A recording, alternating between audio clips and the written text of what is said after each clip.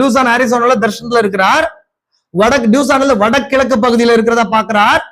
அந்த இடத்துல வந்து முதல் ரோ பேர்ட்ஸ் வருது, அப்புறம் செகண்ட் ரோ பேர்ட்ஸ் வருது, மூணாவது ரோ பேர்ட்ஸ் வரும்போது பெரிய வெடி சத்தம் வருது. அதுக்கப்புறம் இந்த தர்ஷனத்துல பார்க்கும்போது 5 தூதர்கள்ன்றார். தூதர்கள் என்ன பண்றாங்க, கிழக்கிலிருந்து மேற்கு நோக்கி வராங்க. அவங்க பிராக்ஷன் ஆஃப் செகண்ட்ல மின்னல் வேகத்துல வந்தாங்க, ஒளியின் வேகத்துல வந்து என்னை எடுத்துக்கொண்டாங்க. இதெல்லாம் வாட்சி கேட்டிருக்கீங்களா? கேட்டிருப்பீங்க. இப்போ அவர் அததான் அந்த தர்ஷனத்துல ஐயா முடிவின் அடையாளமான்ற செய்தி எடுக்கிறார். அதுக்கு அந்த ஐயா முடிவின் அடையாளமான செய்தி எத்தனை பேர் படிச்சிருக்கீங்களா? படிங்க. அந்த செய்தி இந்த வருஷம் நம்ம சீரியஸ்ல படிக்க போறோம். இதெல்லாம் முன்னாடி எக்ஸ்பிளைன் பண்ணிருக்கேன். நீங்க எகைன் இந்த புத்தகத்தை வாசிக்கிறதுக்கு முன்னாக நம்ம சீரியஸ் கொடுத்துருக்கிற அந்த புத்தகத்தை போய் பாடுங்க, இல்லைன்னா அந்த புத்தகம் புரியாது. அந்த புத்தகம் புரியணுன்றதுக்காக இந்த சீரியஸ் போட்டிருக்கோம். நம்ம சொல்லப்படுது உங்களுக்கு, இல்லைன்னா புரியாது. ஏன்னா அதுல பாதி பகுதி அந்த புத்தகம் வந்து 2 பகுதியா இருக்கு. ஐயா முடிவின் அடையாளம் எத்தனை பகுதியா இருக்குது? 2 பகுதியா இருக்குது. ஒண்ணு சொப்பனத்தின் பகுதி, இன்னொன்னு மிஸ்ட்ரியை வெளிப்படுத்துற பகுதி. பாத்துருக்கீங்களா? ஃபர்ஸ்ட் பாதி பார்ட்டு வெறும் சொப்பனங்கள் தர்ஷனங்கள் வரும். ஒரு ஊழியக்காரன் 1 hour 1.5 hour மெசேஜ் கொடுத்தா 3/4 மணி நேரம் தன் வாழ்க்கையில ஏற்பட்ட சொப்பனங்களை கொடுத்தா யாரை ஏற்றுக்கொள்வாங்க? தீர்க்கதரிசி ஃபுல்லா சொப்பனத்தை எக்ஸ்பிளைன் பண்ணுவார். அதுக்கப்புறம் செகண்ட் பார்ட்ல தான் 7 முத்திரைகள் திறக்கப்படுறதுனால வர ரகசியங்கள் என்னன்னு சொல்லி பேசுவார். இந்த ஐயா முடிவின் அடையாளமான sir is is sign of the end time. இந்த செய்திக்கு தீர்க்கதரிசி எடுக்கிற வசனம் எது? வாட்ச் அவங்க எத்தனை பேர் தெரியும்? எந்த வசனம் எடுப்பாரு தெரியுமா? எது எடுப்பாரு தெரியலையா? வெளிப்படுத்தல் 10th அதிகாரம் 1 to 7 வரைக்கும் வாசிப்பார். இந்த வசந்த வாசிதான் திருத்தி சொல்வாரு, ஐயா இதுதான் முடிவின் அடையாளமா அப்படின்னா வெளிப்படுத்தல் 10th அதிகாரம் 1 to 7 தான் முடிவின் அடையாளமா, அது நடக்கிறதா முடிவின் அடையாளமான்னு சொல்ல வர்றார். சொல்ல புரியுதா உங்களுக்கு? இந்த தலைப்பை கொடுக்குறார். கொடுத்த தீர்க்கதரிசி மினிஸ்ட்ரியுடைய சேஞ்ச் ஓவரா சொல்றார். 61 வருஷம் 62 வருஷம் தீர்க்கதரிசி செய்தி கொடுத்திருக்காரா? மை நியூ மினிஸ்ட்ரி செய்தி கொடுத்திருக்காரு. என் ஊழியத்தின் present stage of my ministry செய்தி கொடுத்திருக்காரு. சின்ன செய்தி வாச்சிருப்பீங்க கண்டிப்பா. என் ஊழியத்தின் தற்போதைய கட்டம், அதுல தீர்க்கதரிசி எதை எடுப்பாரு அப்படின்னு சொன்னா பவுலுடைய ஊழியத்தை போக்கஸ் பண்ணி பேசுவார். சொல்றது புரியுதா உங்களுக்கு? பவுலுடைய ஊழியர் இருக்கா? தீமோத்தேயு பவுல் லெட்டர் எழுதுறாரா இல்லைங்களா? நல்ல ஊழியக்காரனா இருன்னு சொல்றாரா இல்லையா? உபதேசத்தை பிரீச் பண்ணு சொல்றாரு. இதை எடுத்து தீர்க்கதரிசி தம் மினிஸ்ட்ரியோட பொருத்தி பேசுவார். படிச்சு பாருங்க. இதெல்லாம் கம்பல்சரி நீங்க படிக்கணும். நான் ஹோம்ஒர்க் பெரிய ஹோம்ஒர்க்கா கொடுத்துட்டேன். நான் கண்டிப்பா படிச்சிருக்கணும், இல்லைன்னா நம்ம என்ன பண்ண முடியாது, சர்வை பண்ண முடியாது, செய்தியை சர்வை பண்ண முடியாது. சரி கவனிங்க. இப்போ இது தீர்க்கதரிசி என்ன எப்ப கொடுத்திருக்காரு? 30ஆம் தேதி 8 நாள் கழிச்சு இந்த செய்தியை தீர்க்கதரிசி என்ன பண்றாருங்க, சபையில ஐயா முடிவின் அடையாளம் அங்க பாருங்க. தீர்க்கதரிசி December 22 as a capstone mission அவர் விஷயம் பெற்றுக்கொண்டு இருக்கிறார். அன்னைக்கு காலையில 3-4 மணிக்கு ஒரு சொப்பனத்தை பெற்றுக்கொள்றார். என்ன சொப்பனம்? நான் ஆல்ரெடி சொல்லியிருக்கேன். ஒரு ஸ்திரீய ஒரு நபர் முக்கூறுள்ள ஆயுதத்தை வச்சு தாக்குற, தெரியுமா? அதை படிச்சிருக்கீங்களா? முக்கூறுள்ள ஆயுதத்தை அடிச்சு தாக்கும் போது அவன் கையில என்ன இருக்குது? ட்ரைடன்ட் இருக்கு. ட்ரைடன்ட் என்னங்க? திரிசூலம் இருக்கா? திரிசூலத்தை வச்சு அந்த பெண்ணை அடிக்கிறான். அந்த பெண் இளம் நினைக்கும் போது அடிக்கிறான். இதான் அதோட சொப்பனம். இப்ப தீர்க்கதரிசி போய் அந்த மனுஷனை கழுத்தை பிடிக்கிறார், விசுவாச தசைகள் விளந்து. இப்ப இது தீர்க்கதரிசிக்கு வந்துச்சு, அந்த சொப்பனம் வந்துச்சு அவருக்கு. அது வந்து 7வது சொப்பனம். அன்னைக்கு ஒரு 9-10 மணிக்கு இந்த தர்ஷனம் வருது, கேப்ஸ்டோன் தர்ஷனம். இப்ப சொன்னால இல்ல, டூசான்ல இந்த தர்ஷனம் வருது. புரிஞ்சா உங்களுக்கு? இதை தீர்க்கதரிசிக்கு எக்ஸ்பிளைன் பண்றது முன்னாடி 61ஆம் வருஷத்துல இருந்து 62ஆம் வருஷத்துடைய முடிவு வரைக்குமே தீர்க்கதரிசிக்கு சபையில 6 பேர் சொப்பனங்களோட கூட வராங்க. அந்த சொப்பனம் தான் நான் இங்க சொல்லியிருக்கேன். ஜூனியர் ஜாக்சனுடைய தர்ஷனம், வெண்பாறை தர்ஷனம், ரொம்ப ஃபேமஸான தர்ஷனம், வெண்பாறை தர்ஷனம். அதுக்கப்புறம் மந்தை, பீலருடைய மந்தை, அதாவது ஷீப், அந்த மாடுகள் ஒண்ணு சேர்க்கிற தர்ஷனம். ராய் ராபர்ட்சனோட அதுவும் மாடுகள் ஒண்ணு சேர்க்கிற தர்ஷனம். காலின்ஸ் வந்து கூடாரத்தில், சிஸ்டர் காலின்ஸ் கூடாரத்தில் ஆகாரத்தை சேர்க்கிற தர்ஷனம், இதுவும் அதுல இருக்கு. அதுக்கப்புறம் பிரதர் பார்னில் 3 ஸ்திரீகள் வந்து பார்னில் வந்து டிராவல் பண்ணி போவாரு. ஃபர்ஸ்ட் ஒரு ஸ்திரியை சந்திப்பாரு, செகண்ட் ஒரு ஸ்திரியை சந்திப்பாரு, 3வது ஸ்திரியை சிப்போரான்ற ஸ்திரியை சந்திப்பாரு. அதுக்கப்புறம் என் மனைவியை சந்திக்கிற நேரம் சொல்றாரா வச்சிருப்பீங்க இந்த சப்பனம். அதுக்கப்புறம் சிஸ்டர் ஸ்டெஃபி எலியாவுடைய தரிசனம். ஒரு மலை மேல ஒரு நித்தியமா இருக்கிற வெண் டிரெஸ்ஸோட இருக்கிற உறைந்த பனியை போல இருக்கிற எலியாவை அந்த பெண் சந்திக்கிற தரிசனம். வயசான எலியா இட்டர்னல் எலைஜாவை சந்திக்கிற தர்ஷனம். அது தீர்க்கதரிசி அதை பார்ப்பாங்க. அதுக்கப்புறம் இதுதான் 6. இந்த 6 ஒரே விஷயத்த போக்கஸ் பண்ணுது, மேற்கு நோக்கி தீர்க்கதரிசி போறதை குறித்து போக்கஸ் பண்ணுது. புரிஞ்சு சொல்றது புரியுதுங்க உங்களுக்கு? 60வது வருஷத்துல இதுக்கான அஸ்திபாரம் தீர்க்கதரிசிக்கு போடப்பட்டுச்சு. எதுக்கு? தீர்க்கதரிசிக்கு ஒரு புது மினிஸ்ட்ரி இருக்குது அப்படின்றத குறிச்சு, தீர்க்கதரிசிக்கு புது மினிஸ்ட்ரி இருக்கிறதுன்றத குறிச்சு போடப்பட்டுச்சு. இப்போ அந்த ஒரு சின்ன லைனை மட்டும் வாசிக்கிறேன், கவனிங்க, நல்லா வாசிக்கிறேன், கவனிங்க, கவனிக்கலாம். நான் எதுக்கு ரொம்ப நேரம் எடுத்துக்கணும், இதெல்லாம் நீங்க புரிஞ்சுக்கணும் அப்படின்னு நான் நம்புறேன். கவனிங்க.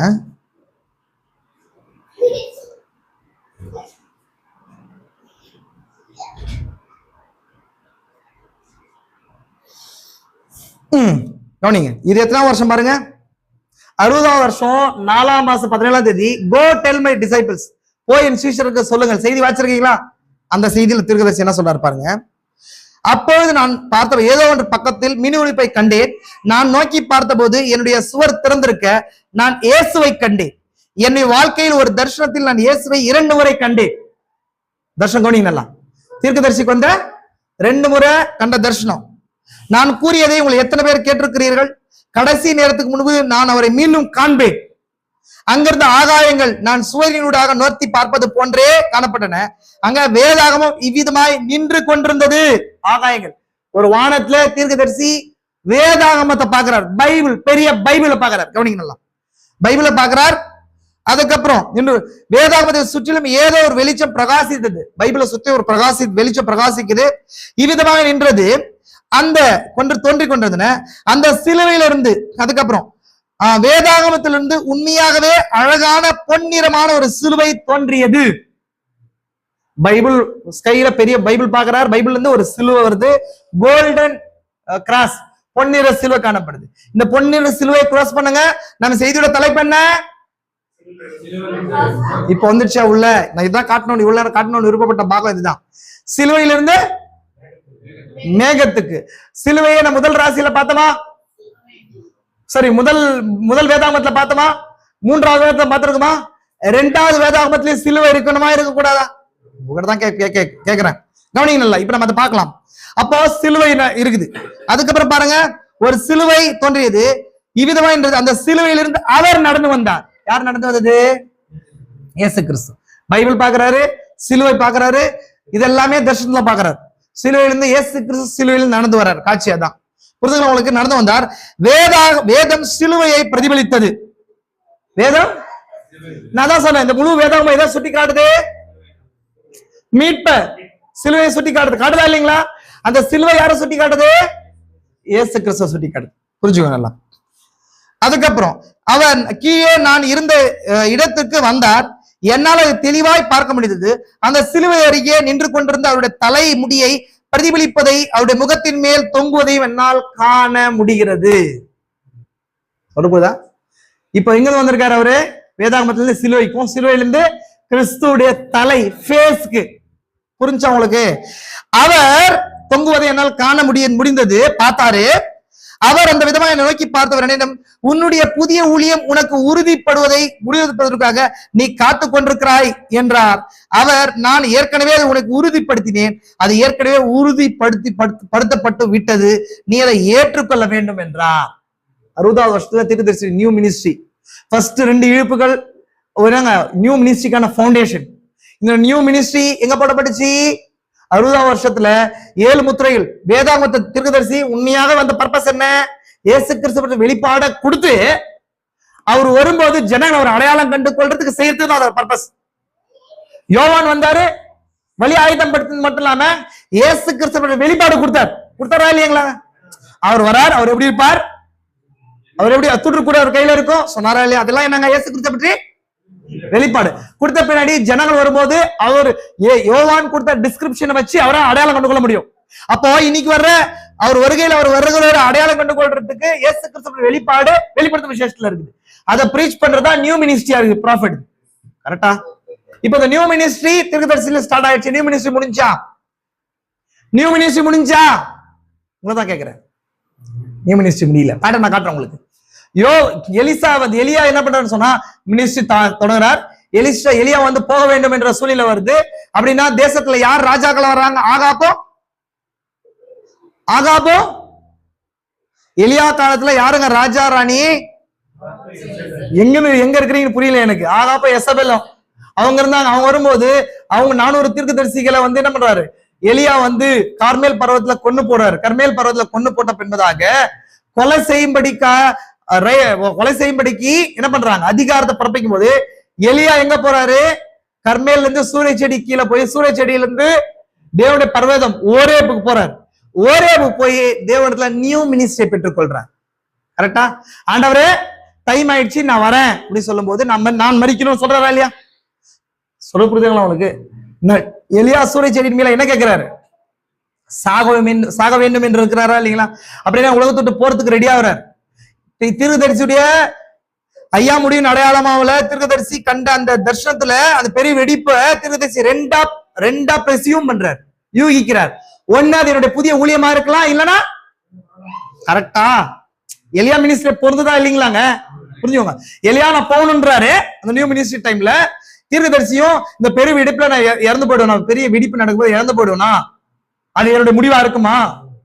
என் வேதாகமத்தை வந்து என் ஜோசப், என்னுடைய மகன் ஜோசப் எடுத்துப்பா வந்து சொல்றாரா இல்லையா?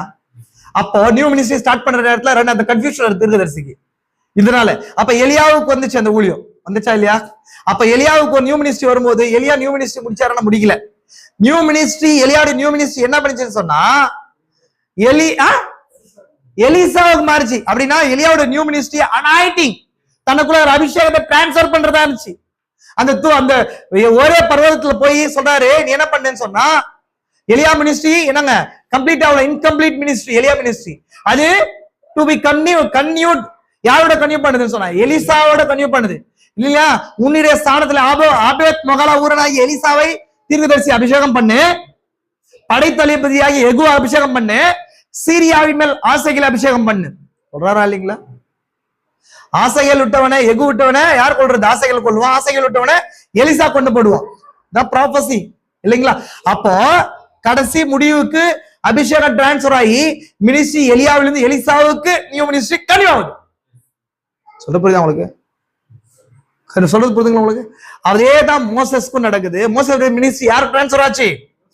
யோசுவா டிரான்ஸ்பர் ஆச்சு இல்லைங்களா? இப்ப தீர்க்கதரிசி மினிஸ்ட்ரி மோசஸ் மினிஸ்ட்ரியும் செய்யறாரு, யோசுவா மினிஸ்ட்ரி செய்யறாரு. தீர்க்கதரிசி 60-66 வருஷத்துல மோசையோட இருந்தது போல உன்னோட இருப்பேன்னு செய்தி கொடுத்தாரு. அப்படின்னா தீர்க்கதரிசிக்கு சொல்லப்பட்டுச்சு யோசுவா மினிஸ்ட்ரி ஸ்டார்ட் ஆயிருக்குது அப்படின்னு சொல்லி. யோசுவா மினிஸ்ட்ரி தீர்க்கதரிசி தொடங்கி மனவாட்டி கிட்ட கொடுத்துருக்கிறேன். புரிஞ்சா உங்களுக்கு? இப்போ தீர்க்கதரிசிக்கு சொன்னது புரிஞ்சா உங்களுக்கு? அப்ப 60 வருஷத்துல தீர்க்கதரிசி மினிஸ்ட்ரியுடைய சேஞ்ச் ஓவர் நடக்க ஆரம்பிக்குது. சேஞ்ச் ஓவர் நடக்க நான் உங்ககிட்ட பேசிட்டு இருக்கிற எல்லாம் ஸ்டடிஸா பேசிட்டு இருக்கிற புரிஞ்சுக்கணும் நல்லா. சேஞ்ச் ஓவர் செய்ய நடக்க ஆரம்பிக்குது. இங்கதான் தீர்க்கதரிசி சிலுவையை பாக்குறாரு, சிலுவைய பாக்குறாரு. இந்த சிலுவையை வச்சுக்கோங்க. தீர்க்கதரிசிக்கு 14 வயசுல பாதாளத்துக்கு போறாரு. எத்தனை வயசு தெரியும் இந்த இன்சிடென்ட்? படிச்சிருக்கீங்களா ஐயா? இப்போது காவலில் உள்ள ஆத்மாக்கள் செய்தியில படிங்க. என் சுயசரிதை லாஸ்ட் வீக் கேட்டிருந்தீங்களா? இருந்திருக்கும். நான் அனுப்புனேன், கண்டிப்பா கேட்டிருந்தீங்கன்னா அதுல இருந்திருக்கும். என் சுயசரிதை 2-3 இருக்கு மீன்ஸ் அதுல இல்லாம இருக்கும். அப்போ பாதாளத்துக்கு போற காட்சி இருக்குது. தீர்க்கதரிசி பாதாளத்துக்கு என்ன பண்றாரு? பாதாளத்துக்கு போறாரு. புரிஞ்சா உங்களுக்கு? அப்ப இங்க பாருங்க, இதுதான் இங்க இப்போது காவல் ஆத்மாக்கள் சொல்றாரு. தீர்க்கதரிசி பாதாளத்துக்கு போறாரு. எப்படி? 14 வயசுல ஜிம்பூல் வந்து பாதத்துல சுடும்போது, 2 பாதங்களை சுடும்போது அவர் மரித்தவருடைய ஸ்தலத்துக்கு கீழே போறார். எதுக்கு? அன்கான்சியஸ்ல டெத் ஆயிட்டு கீழே போறாரு. அது விழுந்து கொண்டே இருந்துச்சு. அப்ப அவங்க தகப்பனை நோக்கி கதறாரு. கரெக்டுங்களா? இதான் காணப்படுது. இது சுடப்பட்டு அவருக்கு ஆபரேஷன் நடந்து அந்த நேரத்துல நடக்குது. தொடர்ந்து ஆபரேஷன் நடந்துட்டே இருக்குது. அதுதான் நான் இங்க நோட்ஸ் வச்சிருக்கேன். ஏதாவது படிக்கணும்னு சொன்னா நோட்ஸ் தர நீங்க வாட்ச் பாருங்க. நான் எல்லா நோட்ஸும் இங்கே வச்சிருக்கேன், கவனிங்களா? அப்ப பாருங்க, இந்த தரிசனத்தில் கீழே போய் கொண்டிருந்தேன். முடிவில் என் தகப்பனாருக்காக கதறினேன். நான் சிறுவனாக இருந்தபடியால் அதை தான் நான் செய்வேன், அதை விட்டு எதாவது செய்ய முடியல. இது கீழே அப்படியே வாட்சிட்டே வாருங்க. தீர்க்கதரிசி விஷயத்த சொல்றாரு. இதுக்கப்புறம் 7 மாதங்கள் கழித்து நான் மேற்கே நின்று ஒரு பொன்னிறம் உள்ள சிலுவை என் மேல் வரும் தரிசனத்தை கண்டேன். 14 வயசுலேயே அந்த ஆபரேஷன் நடந்த பின்னாடி 7 மாசம் கழிச்சு வெஸ்ட்ல தீர்க்கதரிசி இருந்தது அமெரிக்காவுடைய ஈஸ்ட்ல, கிழக்குல இருக்கிறார். டூசான்ன்றது வெஸ்ட்ல இருக்குது, இந்தியானான்றது ஈஸ்ட்ல இருக்குது. அவர் வெஸ்ட்ல இருக்கிற மாதிரி பாக்குறாரு. கவனிங்க நல்லா. பொன்னிறம் உள்ள சிலுவை என் மேல் வரும் தரிசனத்தை கண்டேன். தீர்க்கதரிசிக்கு மேல கோல்டன் கிராஸ். நம்ம 60 வருஷத்துல இப்ப வாட்சி காட்டினேன். 60 வருஷத்துல தீர்க்கதரிசியுடைய நியூ மினிஸ்ட்ரி கன்ஃபார்ம் பண்றதுக்காக பைபிள் வருது, அதுல கிராஸ் வருது. கிராஸ்ல இருந்து யார் வர்றது? கிராஸ்ல யார் வந்தது? நீங்க தான் ஆச்சுன்னு. இயேசு கிறிஸ்து வந்தார். அவர் தலை என்ன முடி தொங்குறதா வந்தாரா இல்லையா?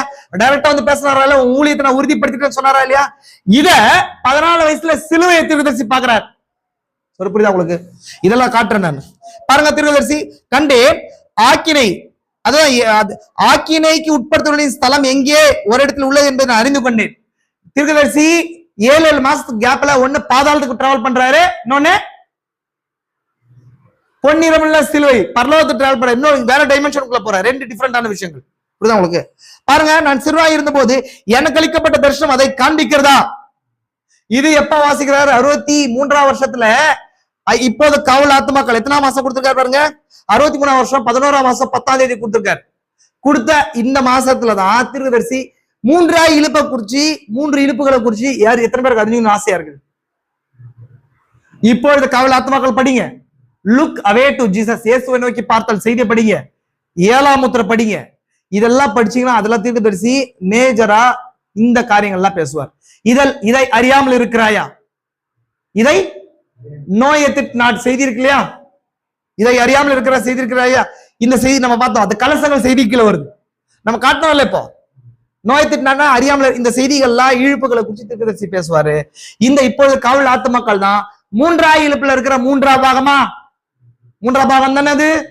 அதுலதான் 3 இழுப்புகளை குறித்து தீர்க்கதரிசி எக்ஸ்பிளைன் பண்ணுவார். 3 இழுப்பு அசைய தொடங்கி விட்டதுன்னு சொல்லுவார். கவனிங்களா? இப்பதான் என்ன சொல்றாரு? எனக்கு அளிக்கப்பட்ட தரிசனம் பொன்னிறமுள்ள சிலுவை கீழ் நோக்கி பிரகாசித்துக் கொண்டிருந்தது. நம்ம எதை பார்த்தோம்? உங்களதான் கேட்கிறேன், எதை பார்த்தோம்? செய்தியோட தலைப்பு என்ன? சிலுவையிலிருந்து மீட்பு எங்க ஸ்டார்ட் ஆச்சு? சிலுவையில ஸ்டார்ட் ஆச்சு. எங்க முடியும்னு சொன்ன நானு? மேகத்துல முடியணும். அப்படின்னா சிலுவை என்னவா மாறணும்? மேகம் என்னவா இருக்குதுன்னு சொன்ன நானு?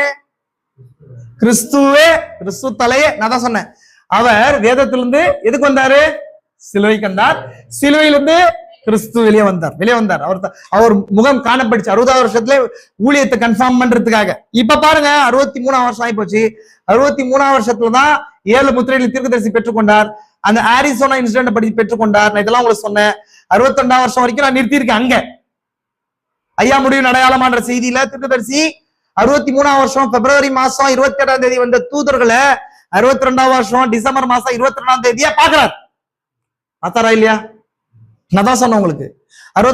அதுதான் என்ன பண்ற எக்ஸ்பிளைன் பண்ணி, நான் மேற்கு நோக்கி போகணும், இன்னும் வேற ஒரு சில தர்ஷனங்களை அடிப்படையா தீர்க்கதரிசி மேற்கு நோக்கி போகணும்னு சொல்லி டிசம்பர் மாசம் முடிச்சு ஜனவரி மாசம் டூசானுக்கு கால் பண்றாரு. அங்க நார்மனுடைய வீடு இருக்கு, அங்க போய் வீடை வந்து வாடகைக்கு எடுத்து, அவருக்கும் ஒரு மகனுக்கு வீடுக்கு வாடகைக்கு எடுத்து, அங்க சன்செட் மவுண்டனுடைய சாமினோடைய மலைகளுடைய அடிவாரத்துல ஒரு வீடை வாடகைக்கு எடுக்கிறார்.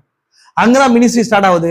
அதுக்கப்புறம் அங்க தீர்க்கதரிசி என்ன பண்ணாரு சொன்னா, இன்னொரு முறை கன்ஃபார்ம் பண்றதுக்கு தான் சாபினோ கேனியன்னா மலை கூட்டங்கள், அந்த சாபினோ மலை கூட்டங்கள் மையத்துல போய் ஒரு நாள் காலையில வெயிட் பண்ணிருக்கிறாரு.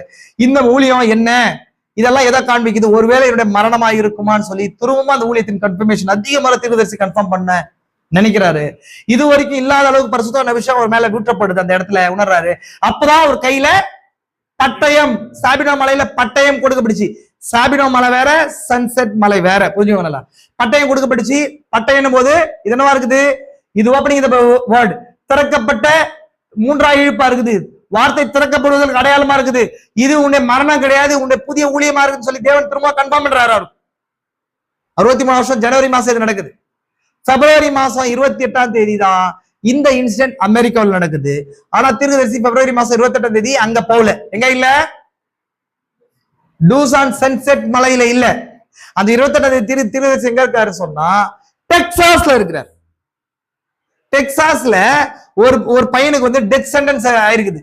இந்த அவுட் சைட்ல போட்டோ பிடிச்சாரு இல்லையா தீர்க்கதரிசி? போட்டோ பிடிச்சாரு ரோமன் கேத்தலிக் பர்சன், ஒரு ஜூயிஷ் பர்சன், ஒரு ரோமன் கேத்தலிக் பர்சன் போட்டோ பிடிச்சாங்க. அந்த பர்சனுடைய மகனுக்கு டெத் சென்டென்ஸ். அவன் ஏதோ தவறு செஞ்சுட்டு அவன் சாவ போறதா கவர்மெண்ட் தீர்ப்பு எழுதிச்சு. அதை பாதுகாக்கிறதுக்கு ஏதோ ஒரு வேலைக்காக தீர்க்கதரிசி எங்க போறாரு? டெக்சாஸுக்கு போறாரு. அங்க போயிட்டு அங்க மீட்டிங் நடத்திட்டு அங்க சரி அந்த அந்த வேலையை செஞ்சுட்டு திரும்பவும் எங்க வர்றாருங்க? மார்ச் 4ஆம் தேதி தான் வேட்டைக்கு போறாரு. ஏன்னா அமெரிக்காவுல சன்செட் அந்த இடங்கள்ல வேட்டைக்குன்னு சொல்லி வேட்டை அதிகாரிகள் இருக்க ஃபாரஸ்ட் ஆபீசர்ஸ் வருஷத்துல எல்லா பகுதியும் விட மாட்டாங்க. புரியுதுங்களா உங்களுக்கு? அந்த இடத்துல வந்து 4ஆம் தேதி தான் தீர்க்கதரிசி என்ன பண்றாங்க, வேட்டைக்கு போறதா. நான் நோட்ஸ் எல்லாம் எடுத்து காட்டல, ஃபாஸ்டா சொல்லிடுறேன். எல்லாமே தீர்க்கதரிசி நோட்ஸ்ல இருக்கு, நீ போய் வாசிங்க. 4ஆம் தேதி 5ஆம் தேதி வாக்குல தான் போறாரு அவர். 7ஆம் தேதி தான் எங்க போறாருங்க, சன்செட் 6-7 தான் தீர்க்கதரிசி என்ன பண்றாருங்க, அவர் அந்த தூதர்களை சந்திக்கிறதா சொல்றார். நம்ம அந்த 7 நாள் கேப் என்னன்றது ஆல்ரெடி பார்த்துட்டோம். 26 தூதர்கள் வந்தாங்க.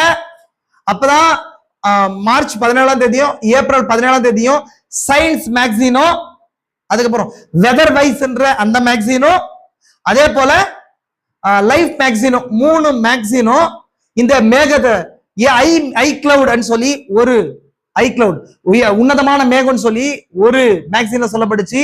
மிஸ்ட்ரி கிளவுட்னு சொல்லி ஒரு மேக்சின்ல சொல்லப்படுச்சு. இதை குறிச்சு ஆராய ஆரம்பிச்சாங்க. இந்த மேகத்தை குறிச்சு ஆராய ஆரம்பிச்சாங்க. இதோட புரிஞ்சு அவங்களுக்கு மேகம் வந்த இடம் அதுதானே. இப்ப தீர்க்கதரிசி அந்த மேகத்தை குறிச்சு என்ன சொல்றாரு, பிரமிட் வடிவில மேகம் வந்துச்சுன்ற. வாச்சிருக்கீங்களா? நீ வாட்சி பாருங்க. ஐயா முடிவின் அடையாளம் இல்ல என்ன சொல்றாரு சொன்னா, கூர்நுனி கோபுர வடிவில அந்த 7 தூதர்கள் வந்தாங்க. அதுல என் வலது பக்கத்துல இருந்தவன் அதுல மேகத்துக்குள்ள எடுத்துக்கொள்ளப்பட்ட என்னோட வலது பக்கத்துல இருந்தவன் மார்பை தள்ளினவனா இருந்தா விசேஷமாய் காணப்பட்டவன் அப்படின்றார். நான் அதை வாட்சி காட்டுறதுக்கு டைமிங் இல்ல. நான் இதோட கூட நிறுத்தி ஒரு சின்ன லைன் மட்டும் காட்டிடுறேன். இது காட்டுறேன் பாருங்க. அந்த லைன் மட்டும் காட்டி நான் முடிக்கலாம்னு நினைக்கிறேன். கவனிங்களா? இங்க பாருங்க.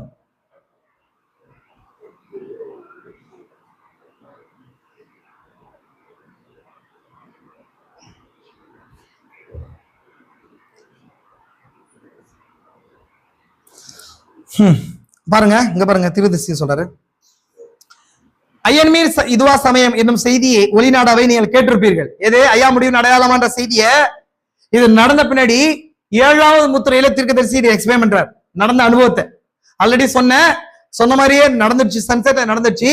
நான் 7 தூதர்களை சந்திச்சேன். அவங்க சொன்ன அறிவுறுத்தியதன் பேர்ல நான் திரும்பமா எங்க வந்திருக்கேன், ஜெபர்சனில் வந்து 7 முத்திரைகள் திறக்கப்படுதலுக்காக வந்து காத்திருந்தேன். அந்த தூதர்கள்ல 7 தூதர்கள் ஒரு தூதனா வந்து எனக்கு 7 முத்திரைகள் செய்தியை என்ன பண்ணாங்க, வெளிப்படுத்தி கொடுத்தாங்க. அந்த மேகத்துக்குள்ள நான் எடுத்துக்கொள்ளப்பட்ட.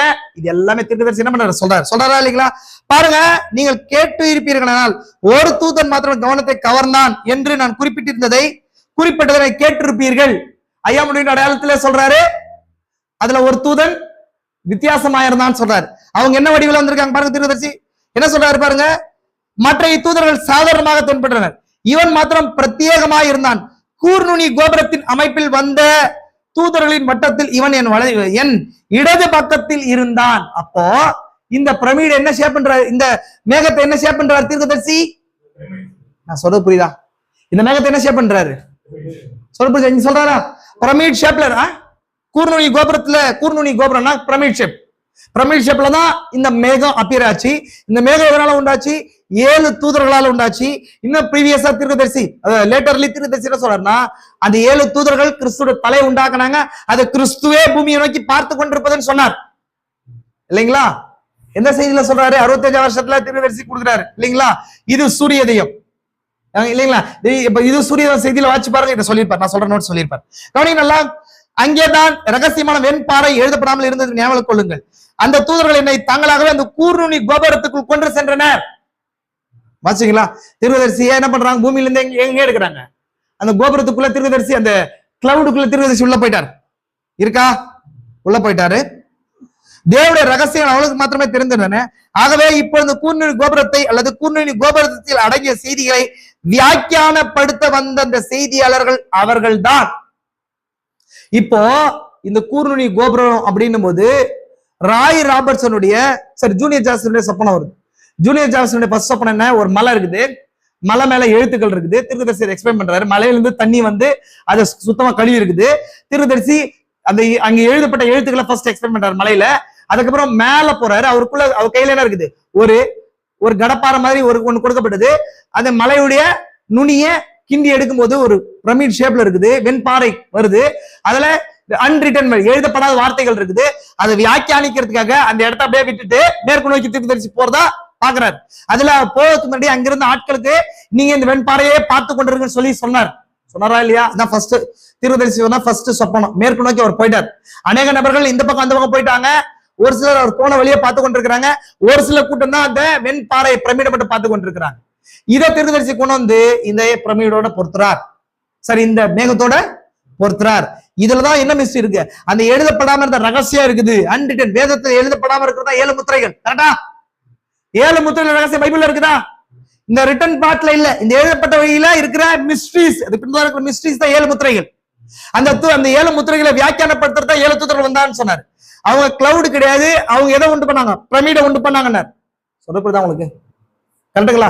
இப்ப கவனிங்க முக்கியமான விஷயம். இப்ப கவனிங்க, கடைசியா நான் இந்த ஒரு காரியத்தை முடிக்கிறேன் பாருங்க. பிரமிட்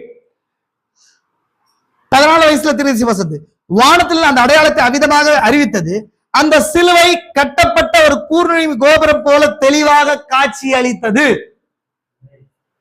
சிலுவை, கூர்நுனி கோபுரம், மேகம். புரிஞ்சா உங்களுக்கு? நான் திரும்ப சொல்றேன். சிலுவை என்னவோ மாறிச்சா இங்க இடத்துல திருச்சி 14 வயசுல பார்த்தாரா இல்லையா? தன் கால் சுடப்பட்டதுல 7 மாசம் கழிச்சு மேற்குல ஒரு நிக்கிறதா, மேற்கே போனேன். அங்கு சுவிசேஷத்தின் பொன்னிறமுள்ள சிலுவை கீழே தொங்கி பிரகாசித்தது. வானத்தில் அடையாளத்தை அவிதமாக அறிவித்தது. வானத்தில் அடையாளத்தை அறிவித்தது. வானத்தில் எதை அடையாளத்தை அறிவித்தது? நம்ம ராசிகளை பார்த்தோம், சிலுவையின் அடையாளத்தை பார்த்தோம். கரெக்டுங்களா உங்களுக்கு? அந்த சிலுவை கட்டப்பட்ட ஒரு கூர்நுனி கோபுரம் போல் தெளிவாக காட்சியளித்தது. அந்த சிலுவை பெணவா மாறி இருக்குது, கூர்நுனி பிரமிடா மாறி இருக்குது. இந்த பிரமிடு தான் தீர்க்கதரிசி எங்க சொல்றாரு? பாருங்க என்ன சொல்றாரு? காட்சி அளித்ததை நினைவு கொள்ளுங்கள், ஒரு கால் அது முடிவு பெறும் தலையின் தலை பாகமா இருக்க கூடுமா? சிலுவையை தீர்க்கதரிசி எதுக்கு இது பண்றாரு? பிரமிடு சொல்றாரு. பிரமிடை என்ன சொல்றாருன்னா தலைக்கு சொல்ல, இதுதான் தலையா இருக்குமா? முடிவா இருக்கிற தலையா இருக்குமா? சிலுவையில இருந்து அவர் தலையை காட்டுறதுக்கு வந்திருப்பாரா? சொல்ல புரிஞ்சா? கனெக்ட் ஆகுதா? சொல்ல விஷயம் புரியுதுங்களா? அப்படின்னா மீட்புல இருக்கிற கடைசி பாகம் என்ன பண்ணுவாங்க? ஆசாரியனை தான் காட்டணும். இப்போ ஆசாரியனா இல்ல சுப்ரீம் ஜட்ஜா இருக்கிறார். இப்ப ஆசாரியோட வேலை என்ன போச்சு? பரிந்து பேசல் முடிஞ்சு இப்போ வெளியே வரும்போது தீர்ப்பு சொல்லக்கூடியவரா இருக்கிறார். ஆசாரியன் என்ன சொல்றாரு? தீர்ப்பு சொல்றத வெளியே வருவார். உளுந்து வெளியே வந்து தேவன் பாவத்தை பரிகரிச்சிட்டாருன்னு சொல்லி தீர்ப்பு சொல்ல வர வெளியே வந்திருக்கிறார். வெண் பஞ்சை போல வெளியே வந்திருக்காரா இல்லைங்களா? இப்ப இதுதான் தீர்க்கதரிசி என்ன பண்றாருங்க இந்த இடத்துல சொல்றாரு. இப்போ ஃபர்ஸ்ட் நம்ம பார்த்தோம் சிலுவையை பார்த்தோம். ஃபர்ஸ்ட் என்ன பார்த்தோம்? சிலுவையை பார்த்தோம். சிலுவையில இருந்து வேதாகமத்துல சிலுவை வந்துச்சு. சிலுவையில இருந்து யாருங்க? கிறிஸ்து தன் தலை வந்துச்சு இல்லைங்களா? இப்போ கிறிஸ்து தானே இதுதான் தீர்க்கதரிசி என்ன பண்ணாரு? 7 தூதர்களால வந்த மேகம்னு சொன்னாரு. இது பிரமிட் வடிவில வந்தாங்க. இதுல வலது பக்கத்துல இந்த இடத்துல இருக்கிறது யாருன்னு சொன்னாரு? அது ஒரு தூதன் என் கவனத்தை கவர்ந்தான்றாரு.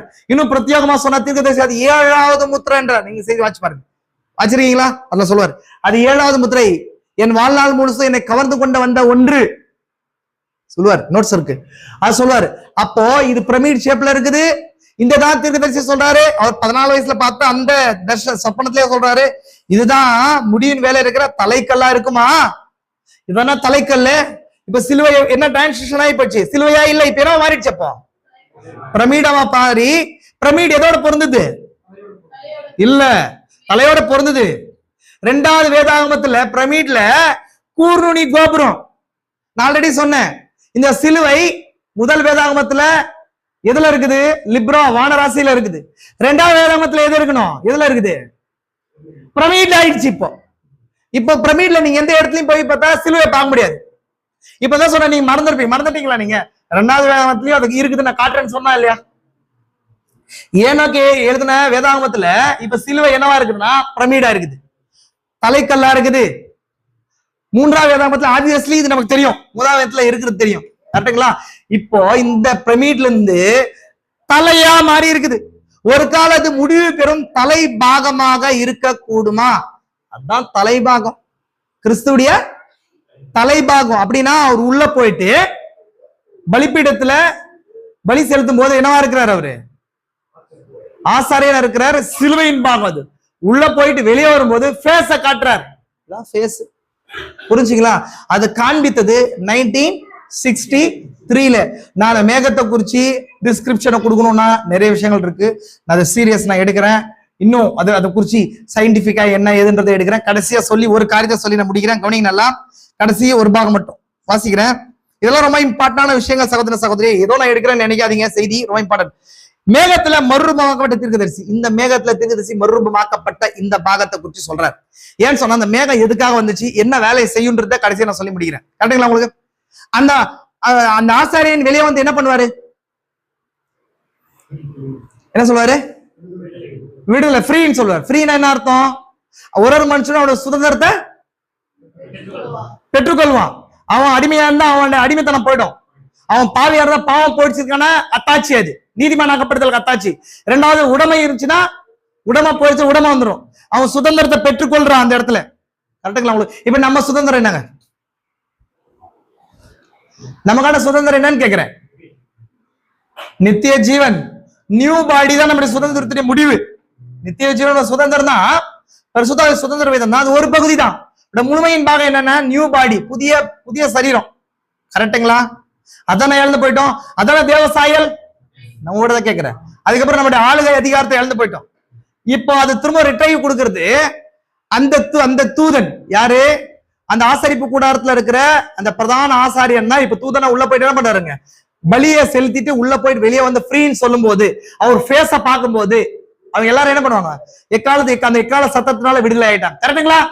இப்ப நமக்கு எதாவது நமக்கு மேகமா இருக்குது. சிலுவையில் வேலை முடிஞ்சு அவர் உள்ள போயிட்டாரு. வெளியே வந்து அவர் மேகத்துல இருந்து அவர் 7 இடிகளை கேட்கும் போது, ஃப்ரீ ஃப்ரீன்னு போது 7 இடிகளை கேட்கும் போது 7 இடிகள் சத்தம் வந்துச்சா இல்லைங்களா? எங்க வந்துச்சு, சிலுவையில வந்துச்சா இல்லையா? வந்துச்சா இல்லைங்களாங்க? 7 சத்தங்களை சொல்லி கடைசி சத்தம் என்ன சொல்லிச்சு, முடிந்தது, எல்லாம் முடிஞ்சிடுச்சு. அந்த ஆசாரி என்ன சொல்வாரு, 7ஆம் மாசத்துல வேற ஆசாரியனை முடிஞ்சுன்னு சொல்வாரு. இந்த ஆசாரி என்ன சொல்வாரு, முடிஞ்சுன்னு சொல்வார். இவரு வந்து என்ன சொன்னாரு, முடிஞ்சு, மீட்பு முடிஞ்சு, மீட்கப்பட்டவங்க ஆயிட்டீங்க. சைலண்ட் நடக்குது. கரெக்டுங்களா? இப்ப கடைசியா நடக்குது பாருங்க, என்ன நடக்குது. ஒரு நாள் இரவு அல்ல, ஒரு நாள் காலையில் கர்த்தர் அவர் எழுப்பினார். யார சொல்றாரு, ராய் ராபர்ட்சன் சொல்றாரு. ராய் ராபர்ட்சன் தீர்க்கதரிசி. அந்த 6 சொப்பனங்களை பார்த்த ஒரு ஆள், அதுல ஒரு ஆள் பாருங்க. இதுல நாங்கள் எருசலேம் பட்டணத்தில் கர்த்தருடைய ராபோஜன மேஜையில் நானும் அவர் உட்கார்ந்தது போல் காணப்பட்டது. ராய் ராபர்ட்சன் சப்பனத்துல, அவருடைய சப்பனத்துல தர்ஷனமா சொல்றாரு. அவர் வந்து எருசலேம்ல வந்து மேலாரியில உட்கார்ந்து ராபோஜனத்துல உட்கார்ந்துருந்தாங்க இல்லையா, அந்த மாதிரி தீர்க்கதரிசி உட்கார்ந்த மாதிரி காணப்படுறாரு. இது எப்ப நடக்குதுன்னா, தீர்க்கதரிசி அரிசோனாவுக்கு போறதுக்கும் திரும்பவும் வரதுக்கு சென்டர்ல காணப்படுது. தீர்க்கதரிசி அரிசோனாவுக்கு போனது எப்போ, 7 முத்திரைகளுக்காக போனாரு, 63ஆம் வருஷம் போனாரு. 62 லாஸ்ட் எண்ட்ல வந்து ஐயா முடிவு அடையாளம் என்ற செய்தியை கொடுக்குறாரு. 30ஆம் தேதி, டிசம்பர் 30ஆம் தேதி கொடுக்குறாரு. தான் வீட்டெல்லாம் காலி பண்ணிட்டு 63ஆம் வருஷத்துல டூசானுக்கு போய் அங்க 28ஆம் தேதி வந்த தூதர்களை மார்ச் 7ஆம் தேதி சந்திச்சாரு. அப்புறம் 10 நாள் கழிச்சு திரும்பவும் வந்து செய்திகளை கொடுக்குறாரு. இந்த பிட்வீன் கேப்ல இந்த ராய் ராபர்ட்சன் இங்க ஒரு தர்ஷனத்தையோ சப்பனத்தையோ பாக்குறாரு. அதான் இன்சிடென்ட். இதான் நான் உங்களுக்கு இந்த தர்ஷனத்தோட பின்னணி சொல்லிட்டேன். இப்போ நீங்க வாசிக்கலாமா, சொல்ல புரியுதுங்களா உங்களுக்கு? பாருங்க, நான் பேசிக் கொண்டிருந்தேன், அவரால் அதை புரிந்து கொள்ள முடியவில்லை. ராய் ராபர்ட்சன் அமர்ந்து என்னையை நோக்கி பார்த்து கொண்டிருக்கிறாரே, அவர் அதை கண்டார். இங்க உட்காந்து அவர் பார்த்து கொண்டே செய்தி கொடுக்கும் பார்த்து கொண்டே இருக்கிறார். ஏன்னா பாருங்க, அவரை கண்டார். அவர் என்னை ஹவுஸ்டனில் தொலைபேசியில் இல்லை அரிசோனாவில் அழைத்தார். அப்போ இது எப்ப நடக்குது, தீர்க்கதரிசி இவர் வந்து ஜெபர்சன்ல இருக்கிறாரு. இந்த ராய் ராபர்ட்சன் தீர்க்கதரிசி எங்க போயிடுறாரு, அரிசோனாக்கு போய் தூதர்களை சந்திக்க போகும்போது போன் பண்றாரு. போன் பண்ணி, நான் வந்து ஒரு சொப்பனத்தை பார்த்தேன், எனக்கு ரொம்ப பதட்டமா இருக்குது, அதுக்கு நான் விளக்கம் கொடுக்கணும்னு சொல்லி அவர் கேட்கறதுக்காக கால் பண்றேன். இது நடக்குது. கரெக்டுங்களா உங்களுக்கு? பாருங்க, எனக்கு ஒரு கடிதம் எழுத நான் அவர் வரும்படி அழைத்தேன். அப்போது அவர் சகோதரன், நீ அங்கே அமர்ந்து கொண்டிருந்த போது பெரிய அக்கினி ஸ்தம்பம் உள்ளே வந்து கர்த்தருடைய ராபோஜன மேதையிலிருந்து உண்மை தூக்கி சென்று விட்டது என்றார். இந்த தர்ஷனம் எப்படி இருக்குன்னா, எருசலேம்ல ராபோஜனத்துல இருக்கிற மாதிரியும் ஒரு அக்கினி ஸ்தம்பம் தீர்க்கதரிசியை தூக்கி கொண்டு போன மாதிரியும் சொல்லுது. புரிதுங்களா உங்களுக்கு? நீர் மேற்கு நோக்கி சென்று விட்டீரே என்று கூறினார். அவர் கிழக்கு பாகமா உட்கார்ந்து கொண்டிருந்தது. நான் அவர் மேற்கு நோக்கி செல்வதை கவனித்துக் கொண்டிருந்தாராம். எங்கங்க, கிழக்குல இருந்து மேற்கு நோக்கி தீர்க்கதரிசி போனார் இல்லையா? சொல்ல புரியுதுங்களா உங்களுக்கு? எது அகைன் அந்த கிழக்குல இருந்து இந்தியாவில இருந்து டூசானுக்கு போன அதே இன்ஸ்டன்ட் தான் இந்த தர்ஷனத்திலையும் ராய் ராபர்ட்சனுக்கு தேவன் காட்டின மாதிரி சொல்றாரு தீர்க்கதரிசி. கரெக்டுங்களா?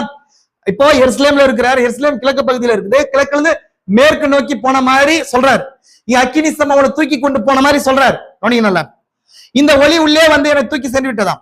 ஒரு நாள் காலையில் ஒரு தர்ஷனத்தை போல அவர் கண்டதாக கூறினார். ஒரு நாள் காலையில் 3 அல்லது 4 மணி அளவில் படுக்கையில் இருந்து எழுந்து சம்பவித்ததை கண்டார். அப்பொழுது அநேக நாட்களாக சகோதரன் பில் திரும்பி வாருங்கள் என்று கதறி கொண்டிருக்கிறார். நானும் சகோதரன் ராயும் உண்மையான சகோதரர்கள். நாங்கள் ஒன்றாய் வாழ்கிறோம், ஒன்றாய் வேட்டாடுகிறோம். நாங்கள் திரும்பி வாருங்கள், அவர் திரும்பி வாருங்கள், திரும்பி கொண்டு வாருங்கள் என்று எனக்காக அவர் தொண்டை கட்டி போகும் அளவுக்கு கதறி கொண்டிருந்தார். அப்படின்னா தீர்க்கதரிசி டியூசானுக்கு போயிட்டார் இல்லையா? இத ராய் ராபர்ட்சன் எப்படி சொல்றாரு? அவர் போயிட்டார், திரும்ப வரட்டும் சொல்லி ரொம்ப ஃபீல் பண்றாரு. யாரு? இந்த ராய் ராபர்ட்ஸ். ஏன்னா இந்த தர்ஷனத்தை பார்த்து ஃபீல் பண்ணிட்டு இருக்கிறார். கரெக்டுங்களா? சொல்றது இது வரைக்கும் சொல்ல புரிஞ்சுங்களா உங்களுக்கு? அவர் கூறினார், அந்த அக்கினி ஸ்தம்பமான திரும்பி வந்து இல்லை, ஒரு மேகம். அக்கினி ஸ்தம்பம் ஆயிடுச்சு. இப்ப என்ன சொல்றாரு? ஒரு மேகம் வந்து என்னை மேசையின் தலைப்பகுதியில் உட்கார வைத்ததாம். கொண்டு போனது எது? கொண்டு போனது என்ன? அவரை கொண்டு போனது அக்கினி ஸ்தம்பம். இப்பதான் நான் ஆச்சேன். நீ எங்க இருக்கு? தயவு செஞ்சு கவனிங்களேன். உங்களுக்கு புரியாது. பெரிய பெரிய மினிஸ்டர் கேட்டா சொன்னா மட்டும் கேட்க கூடாது. இங்க தயவு செஞ்சு கேளுங்களேன். நான் அதான் எக்ஸ்பிளைன் பண்ணிட்டு இருக்கிறேன். அவரை கொண்டு போகும்போது அக்கினி ஸ்தம்பம் கொண்டு போகுது, திரும்ப கொண்டு வரும்போது எதை கொண்டு வருது? மேகம் கொண்டு வந்துச்சு. பாருங்க, அப்பொழுது நான் மறுரூபமாக்கப்பட்டிருந்தேனாம். சொல்ல புரியுதா உங்களுக்கு? தீர்க்கதரிசி அக்கினி ஸ்தம்பம் மேற்கு போயிட்டு திரும்ப வரும்போது மறுரூபமாக்கப்பட்டிருந்தா சொல்றார். நான் வேறு இதுவா காட்சி அளிக்கும்படி மறுரூபமாக்கப்பட்டது சகோதரன் ராய்க்கு ரகசியமானதாக இருந்ததாம்.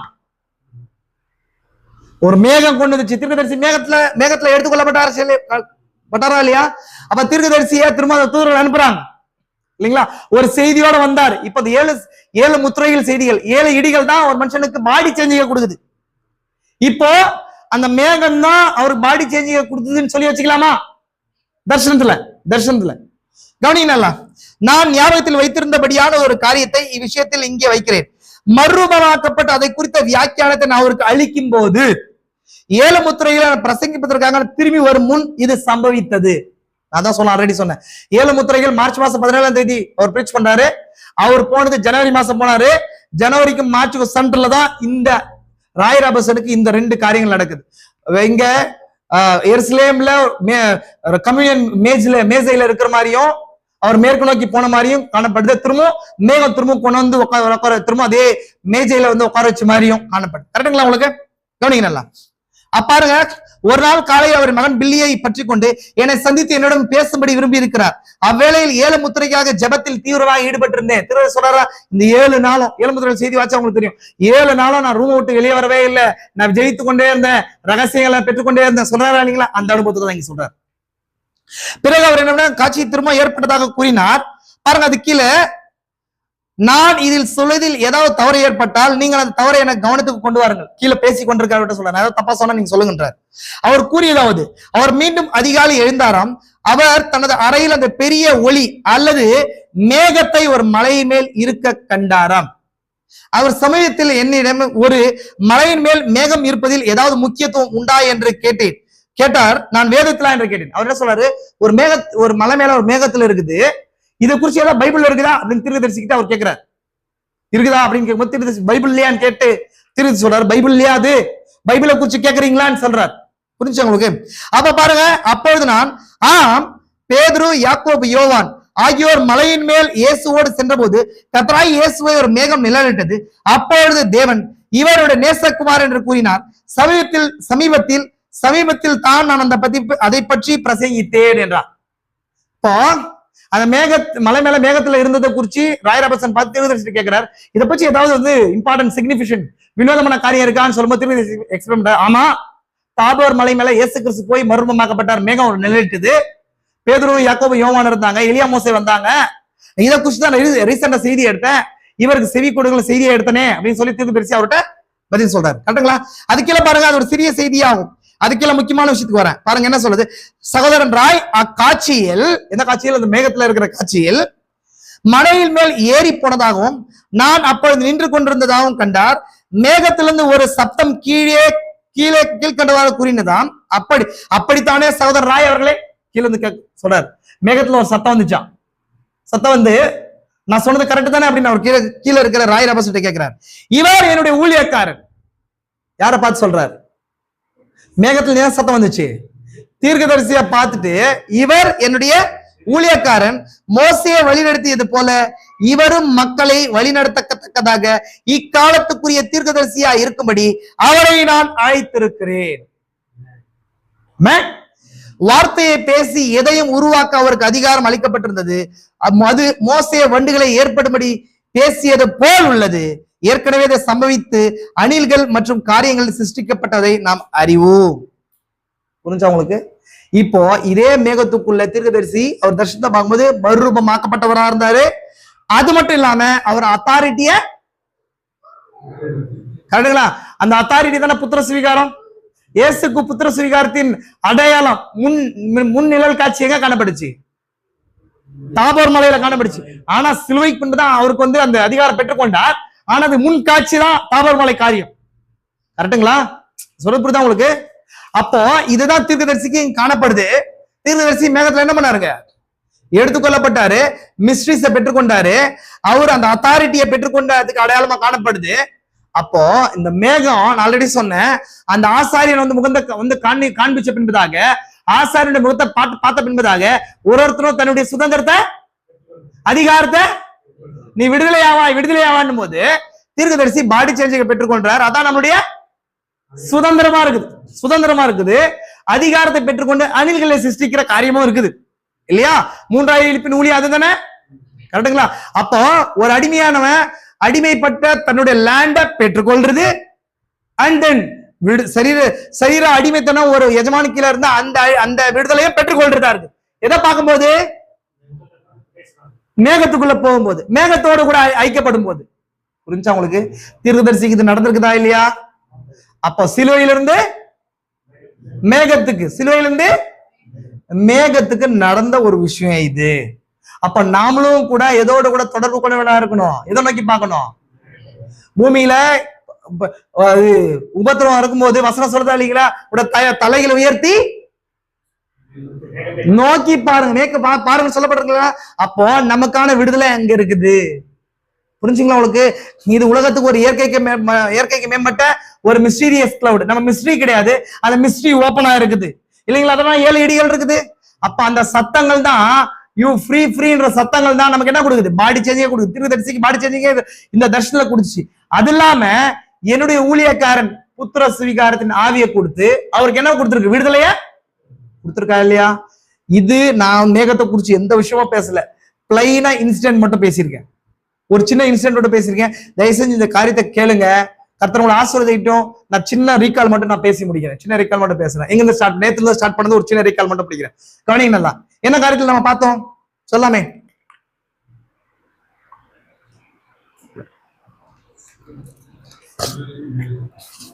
இன்னும் இருக்குது, நான் அதெல்லாம் எடுக்கல பாருங்க.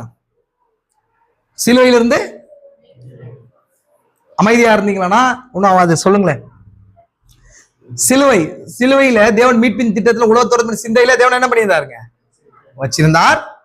அது சிந்தையில வச்சிருந்தார். அது 2000 வருஷம் முன்னாடி வந்ததில்ல. அது வான ராசிகளை எழுதினார். அதுக்கப்புறம் 2வது பிரமிட்ல எழுதினார். அப்புறம் 3வது வேதாமத்துல எழுதினார். கரெக்டுங்களா? காட்சி கொண்டு வந்திருக்கிறார். இதுதான் அப்படி இருக்கும்போது அந்த சிலுவை தான் என்னவா இருக்குது? பிரமிடா இருக்குது. கரெக்டா? திருப்பி சொல்லியிருக்காரு. அந்த சிலுவை தான் என்ன மாறிடுச்சு? அது கூர்நுனி கோபுரமா, அந்த பொன்னிற சிலுவை, சுசேஷத்தின் சிலுவை தான் பொன்னிற சிலுவை தான் கூர்நுனி கோபுரமா மாறிச்சு. அந்த கூர்நுனி கோபுரத்துல தலையா மாறி இருக்குது. அது வான ராசிகள்ல இருக்கும்போது அது என்னங்க துலா ராசியில இருந்துச்சுன்னு பார்த்தோம், லிப்ரால பார்த்தோம் இல்லைங்களா? ஒண்ணு அது என்ன செய்யுதுன்னு சொன்னா நமக்கான கிரயத்தை செலுத்தபடிக்கு இருக்குது. ஒண்ணு என்ன கேக்குதுன்னு சொன்னா கிரயம் குறையா காணப்படுறத குறிக்குது, ஒண்ணு கிரயம் செலுத்தப்படுறத குறிக்குது. அப்போ அது ப்ரோக்ளைம் பண்ணுது. ப்ரோக்ளைம் என்னங்க? அறிவிக்குது இல்லைங்களா? ஒரு பேன் என்ன காட்டுது?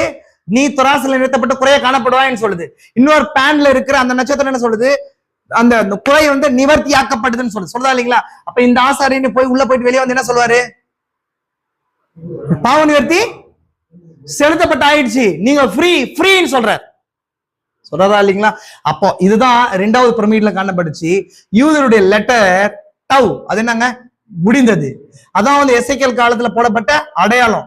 அப்ப நீங்க நம்ம என்ன எழுதாங்க? பவுல் சொல்றாரு இல்லையா? பவுல் சொல்றாரு, நான் எதை பிரசங்கிக்க வரல, ஞானஸ்தானம் கொடுக்க வரல, நான் சிலுவையை குறிச்சு மேன்மை பாராட்ட வந்திருக்கிற பிரசங்கிக்கு வந்திருக்கிறேன். இன்னைக்கு என்டைமிஸ்ல ஊழியக்காரங்க வந்து அவரோட மினிஸ்ட்ரி என்ன கிடையாது? இது மட்டும் கிடையாது, ஞானஸ்தானம்.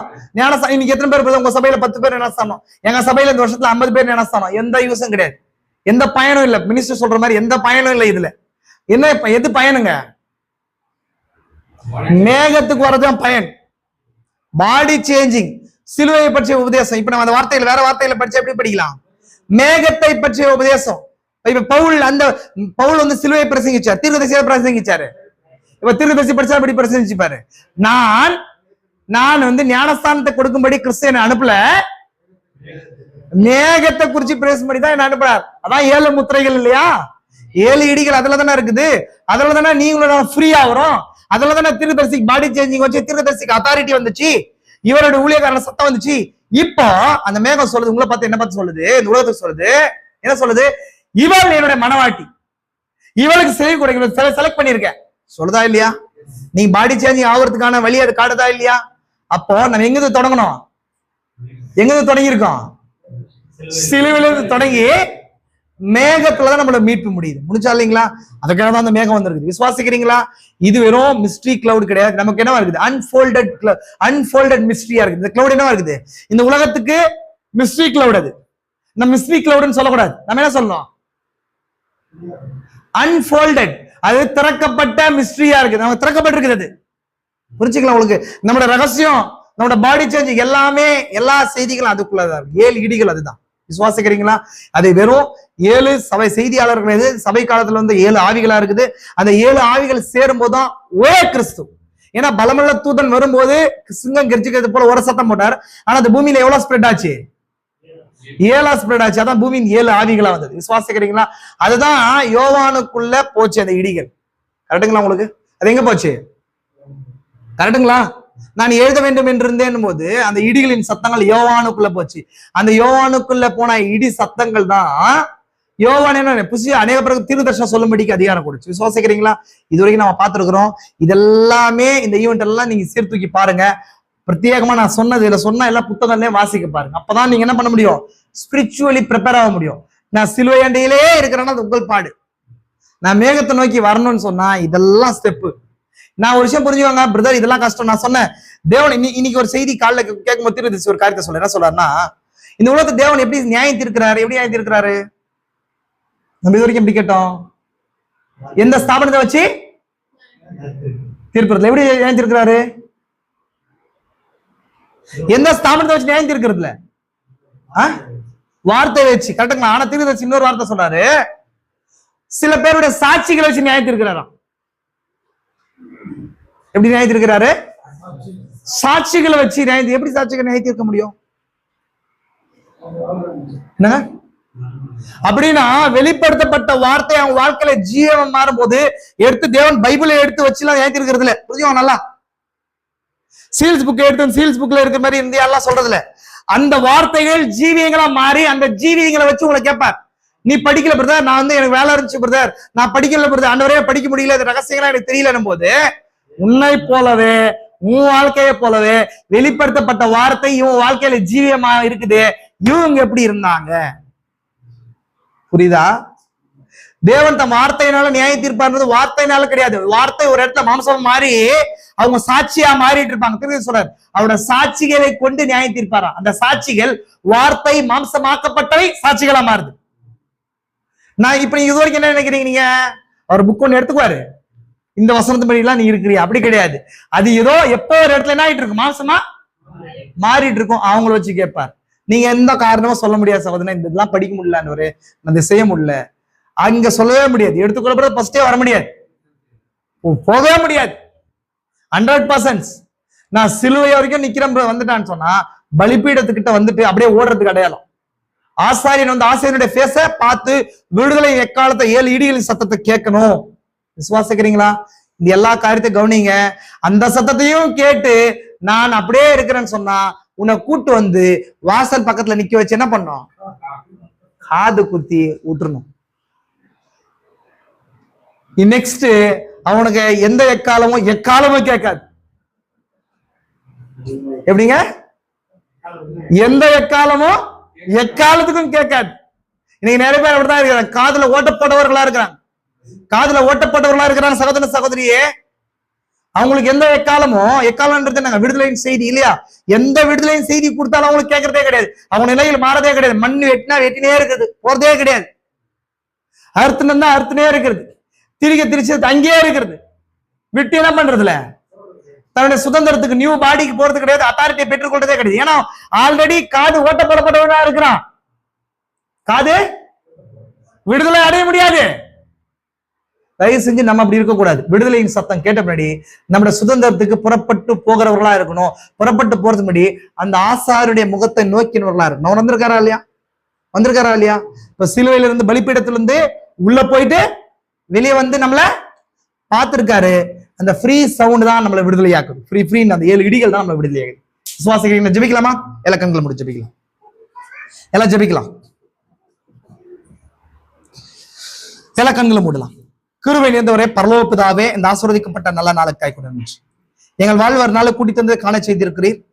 விசேஷமாய் ராஜா, இந்த நாள்ல நாங்கள் சிலுவையிலிருந்து மேகம் வரைக்கும் அது எவ்விதமாய் இருந்ததுன்றதை குறித்து எல்லா காரியங்களையும் பார்க்கும்படி எனக்கு கிருபையில கூட்டி கொடுத்தீர். இதற்காக கூட நன்றி ராஜா. நீர் பலப்படுத்தி இருக்கிறீர். அப்ப அந்த பிள்ளைகளுக்கு ராஜா இது எளிமையாய் புரியும்படியான கிருபையில கூட்டி கொடுத்திருக்கிறீர். ஏனென்றால் நீர் எளிமையிலே மறைந்து அவ்விதமாய் வெளிப்படுகிறீர். நீர் மறைந்ததுன்றது வார்த்தை மறைக்கப்பட்ட காரியமா இருக்குது. வெளிப்படுவதுன்றது அவ்விதமாகவே எளிமையிலே வெளிப்படுத்துங்க. இது ஒரு பெரிய காரியங்கள் அல்ல. உலகத்துக்கு ஒருவேளை இது பைத்தியமா இருக்கலாம். பிள்ளைகளுக்கு எளிமையாக புரியும்படியான தன்மைகளை கூட்டி கொடுங்க. அப்பா, எங்கள் காதுகள் நாங்கள் குத்தப்பட்டவர்களா அல்ல ராஜா, விடுதலையின் சத்தத்தை எக்காலத்தை கேட்கிறவர்களா இருந்து ராஜா. அப்பா, இந்த நாள்ல மீண்டுமா இந்த ரகசியங்களை கேட்டு அந்த மேகத்துக்குள்ளாக எங்களுடைய பாகத்தை உணர்ந்து கொள்ள நாங்கள் புறப்பட்டு போக கிருபையை கூட்டி கொடுங்க. அப்பா, வந்து பிள்ளைகள் ஒவ்வொரு ஆசீர்வதிங்க. வராதவருடைய இருதயத்தை கேளுங்க ராஜா. அவருடைய காதுகள் குத்தப்பட்டவர்களா அல்ல ராஜா. அவருடைய இந்த நேர செய்தி, விடுதலையின் செய்தியை அறிந்து கொள்ள கிருபையை கூட்டி கொடுங்க. வந்திருக்கிற ஒவ்வொருவரையும் பேரா குடும்பம் ஆசீர்வதிங்க ராஜா. இந்த விடுதலையின் செய்திக்காய் வந்து ராஜா, அந்த விடுதலை எக்காலத்தை கேட்க கிருபையை கூட்டி கொடுங்க. நாங்க சிலுவையில் அல்ல, இப்ப இந்த மேகத்தில் இருக்கிறோம்.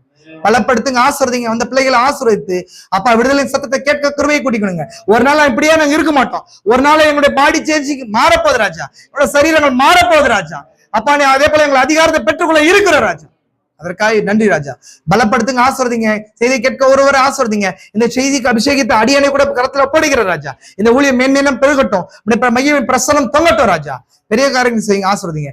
இயேசு கிறிஸ்துவின் பரிசுத்த நாமத்திலே ஆமென். அல்லேலூயா.